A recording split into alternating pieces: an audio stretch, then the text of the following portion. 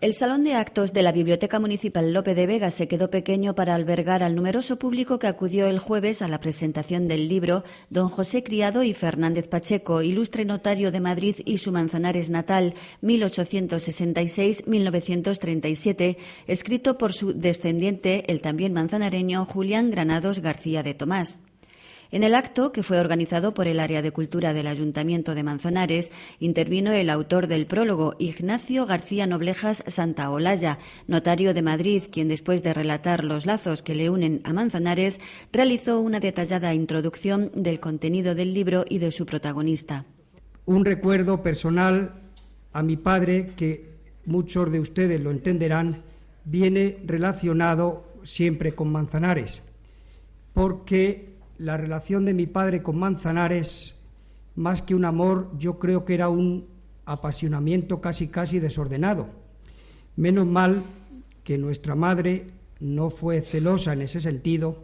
y, sin ser manchega, siguiéndole a él, se convirtió en la más manchega de las manchegas. En su intervención, Granados explicó que el libro surgió a raíz de su interés por realizar el árbol genealógico de su familia. Sus indagaciones sobre sus antepasados le llevaron a descubrir que don José Criado y Fernández Pacheco, ilustre notario de Madrid, era natural de Manzanares y hermano de su bisabuelo Cipriano, y que además hizo el testamento de la emperatriz Eugenia de Montijo. Era hermano de mi bisabuelo Cipriano, y todo empezó prácticamente de broma, porque empecé a hacer un árbol genealógico hasta que llegué a la figura de este hombre. Mi padre siempre me había contado que era familiar nuestro, pero nunca había puesto el interés real de decir qué me tocaba realmente. Entonces, cuando me enteré que era hermano de mi bisabuelo,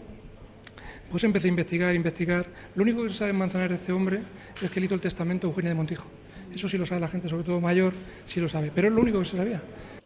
Desde que se embarcó en lo que él mismo denomina como una aventura hace 5 años, todas sus investigaciones le han aportado numerosos datos sobre los acontecimientos históricos y curiosidades del Manzanares de finales del siglo XIX y principios del XX.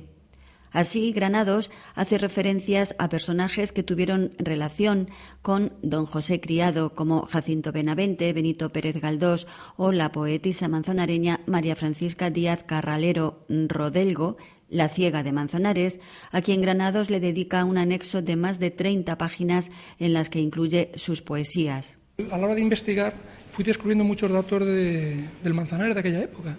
Bueno, pues aprovechando, he mezclado la biografía de don José con el Manzanares de aquella época y hablo bastante del Manzanares de aquella época. Y es curioso porque a don José Criado le enseñó latín la ciega de Manzanares. Súper curioso. Entonces me metí con la mujer esa y veis que en la contraportada viene La ciega de Manzanares, una poesía suya que creo que es inédita, que no la conoce nadie, y hago un anexo de 35 páginas con todas las poesías de La ciega de Manzanares. El libro, que tiene más de 300 páginas, se estructura en 7 capítulos y al final de cada uno incluye un apartado de anécdotas que sucedieron en el Manzanares de aquella época, así como referencias de las fuentes que ha utilizado para documentarse, como son el Archivo Histórico Nacional, protocolos notariales o libros eclesiásticos, entre otros.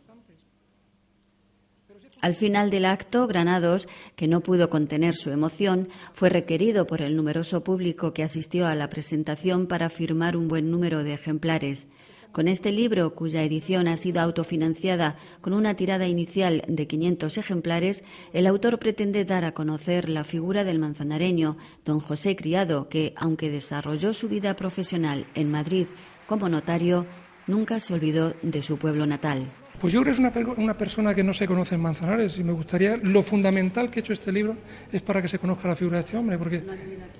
sí, él nació aquí, venía de una familia súper humilde, muy humilde, las circunstancias de la vida hizo que se fuera a Madrid a la aventura, pero él siguió sintiendo todos sus vínculos aquí y bueno, venía aquí, tenía terrenos aquí, estuvo muy relacionado con Manzanares y nacido aquí, vamos.